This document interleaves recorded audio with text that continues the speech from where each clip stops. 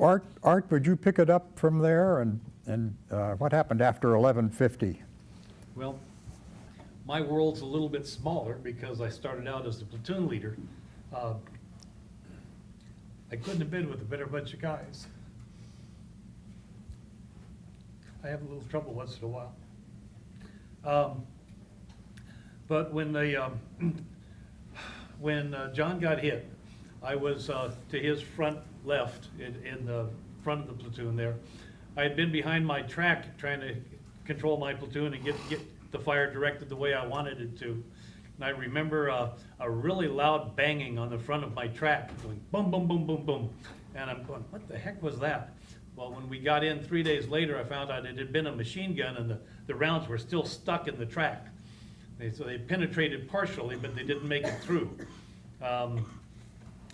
When I heard the big boom behind me, and I looked back and I saw that John's headquarters section had been decimated, I gave my platoon over to my platoon sergeant, and I ran back from there back to John's location, which is, what, 75 feet maybe, 50 feet?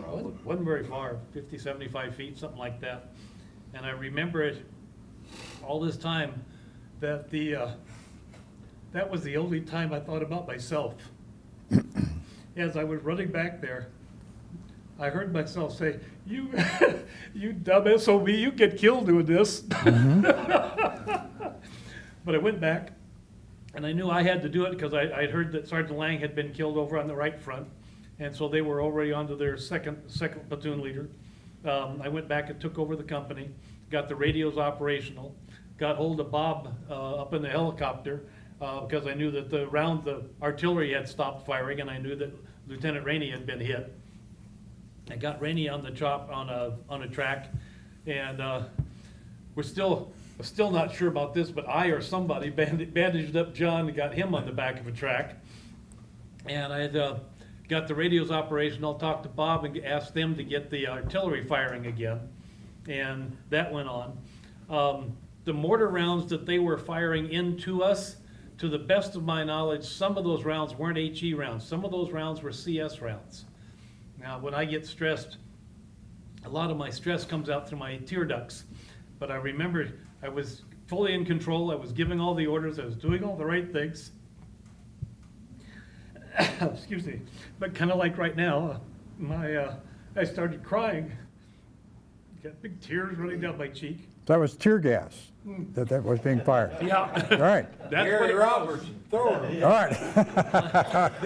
Okay. This weekend, I found out that Gary Robertson over there, that he'd been in defending his spot there. He'd asked somebody for a grenade, and they handed him a smoke grenade. It was what he wanted to break contact when we started to pull back. And he grabbed this thing, and he didn't look at it. It feels just like a white phosphorus or a CS grenade. They're like a soda pop can with a handle on the side. And he grabbed it and threw it out there. When he did, it went off, and all the smoke came in, and everybody's choking on the round, which is not what he thought he was doing. Good going. But I was over a little ways from that, and I was still getting it, and I think I'd gotten it before we were pulling back. So I'm pretty sure they were firing some kind of tear gas at us. We were taking, because John had just pulled back a little ways, at that point we were still taking fire from the front. And while I was trying to continue to do what John had started, we started taking fire on the right flank again, and we kept continuing to maintain the contact. I had been talking to the battalion commander, and when I told him as best I could what was going on, he kept telling me to maintain contact. It's the words I remember forever. And pretty soon we kept firing, and I mean, this whole thing, it feels like I fought for 2 or 3 hours after John got done, but I think it was closer to 45 minutes, maybe, something like that. It's the longest 10 years of my life. And pretty soon we're taking fire from the front and from the right, and I felt I could see that they were coming around on our left flank. And it didn't take a military genius to figure out where they were going next. And so I decided that it was time. We were close enough to the back. If I kept pulling back 100 yards at a time, eventually we were going to pull back into the clear. And we didn't want to do that. because there wouldn't be any way to protect ourselves. So I made the decision to pull out, and I called the battalion commander, and I told him we were getting ready to withdraw, and he said, no, maintain contact, maintain contact. And so in our discussion, I grabbed the mic and I keyed it and unkeyed it and hissed and whatnot and banged it on the track a couple of times. And then I pressed the transmit button. I said, we are pulling back, click, put the mic down, gave the order for everybody to pull back. And by that time, apparently John had gotten back off the track that I put him on and was helping people get into the track. Chaplain Don Just was there helping us get wounded guys onto the track. That was his first day in the field. He'd always stayed inside the wire, and I had convinced him to come outside the wire and go for a walk in the woods because there hadn't been much going on prior to that, prior to the 18th. So he came with us, and he did a bang-up job. We got everybody loaded on the tracks as far as I knew, and we proceeded to pull back. And the one thing that always bothered me when we did that was that I knew we were outnumbered like 20-1. I didn't know, like I said, my world's a little smaller. I didn't know who the bad guys were at the time. But I knew that we were really badly outnumbered. And when I pulled the unit back, we pulled back and we disengaged from that massive enemy very easily. And I never understood why it was so easy to break contact.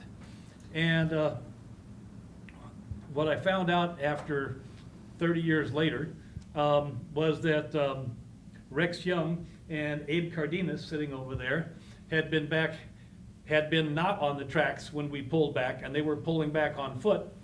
And Rex had gotten wounded, and their covering fire behind us made them think twice about coming after us and allowed us to break free. That's why it was so easy.